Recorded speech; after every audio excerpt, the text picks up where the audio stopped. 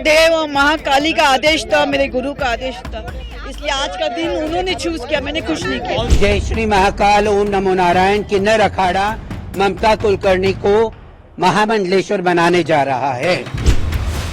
भगवा वस्त्र, रुद्राक्ष की माला, महाकुंभ में स्नान, पिंडदान और किन्नर अखाड़े की महामंडलेश्वर। मिलिए पूर्व में 90 के दशक की एक्ट्रेस ममता कुलकर्णी और अब किन्नर अखाड़े की महामंडलेश्वर यमाई ममता नंदगिरी से।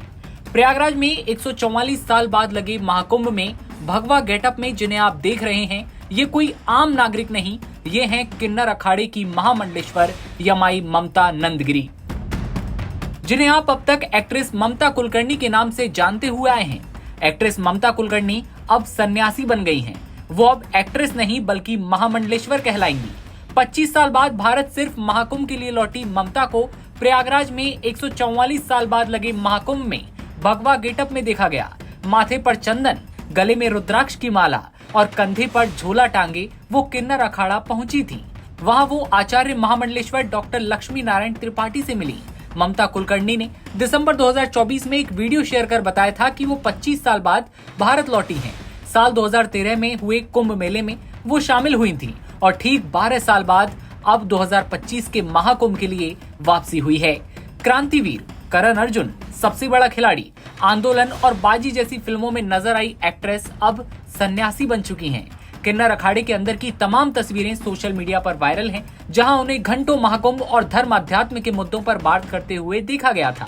उन्होंने संगम में आस्था की डुबकी लगाई। उन्होंने कहा कि यहाँ आना उनका सौभाग्य है, वो धन्य हो गई हैं। ममता कुलकर्णी का महामंडलेश्वर बनने के बाद नाम भी बदल गया है। अब उनका नाम है यमाई ममता नंदगिरी।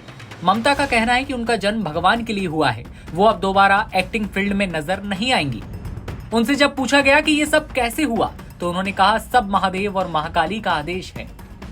मैंने लक्ष्मी नारायण त्रिपाठी को चुना बिकॉज आज शुक्रवार है और सर्वप्रथम आज महाकाली का दिन है। फिर पाव धो लो। और मुझे कल महामंडलेश्वर बनाने की तैयारी चल रही थी, मुझे पूछा गया तो, लेकिन आज मुझे महाशक्ति ने आदेश दिया कि मुझे ये चुनना है लक्ष्मी नारायण त्रिपाठी जी को, बिकॉज वो साक्षात अर्धनारेश्वर के स्वरूप है।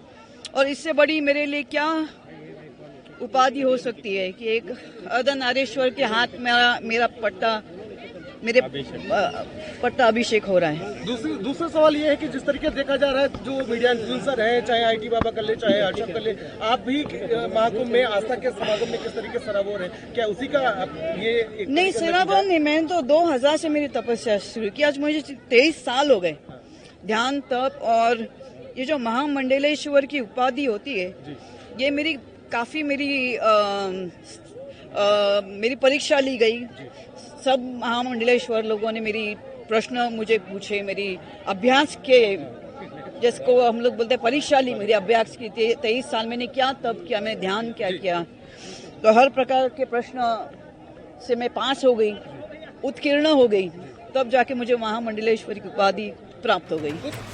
आचार्य महामंडलेश्वर लक्ष्मी नारायण त्रिपाठी ने ममता को लेकर कहा कि वो 1.5 साल तक मुझसे टच में थी। उन्होंने अपनी इच्छा जाहिर की थी।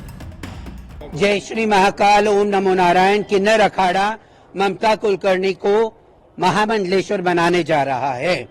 उनका नाम श्री यमाई ममता नंदगिरी रखा गया है। जैसे मैं बात कर रही हूँ, उनका पिंडदान का कार्यक्रम हो रहा है और उनके सारे क्रियाक्रम जो महामंडलेश्वर होने के पहले होते हैं, वो सारा चीज किया जा रहा है। और वो मुझसे 1.5 साल से मुझसे टच में रही, किन्नर अखाड़े के टच में रही, और वो पहले भी मुझसे मिलने से पहले जूना अखाड़े के महामंडलेश्वर के साथ वो दीक्षित थी। और उनके गुरु ब्रह्मलीन होने के बाद उनको कहीं दिशा नहीं मिल रही थी, तो हमने वो कल ये इच्छा जाहिर करी उन्होंने। तो सुना आपने, बॉलीवुड से दूरी बनाने के बाद ममता का जीवन हमेशा से रहस्यमय रहा। ममता कुलकर्णी का ये कदम न केवल उनके लिए बल्कि उनके चाहने वालों के लिए भी एक बड़ा बदलाव है।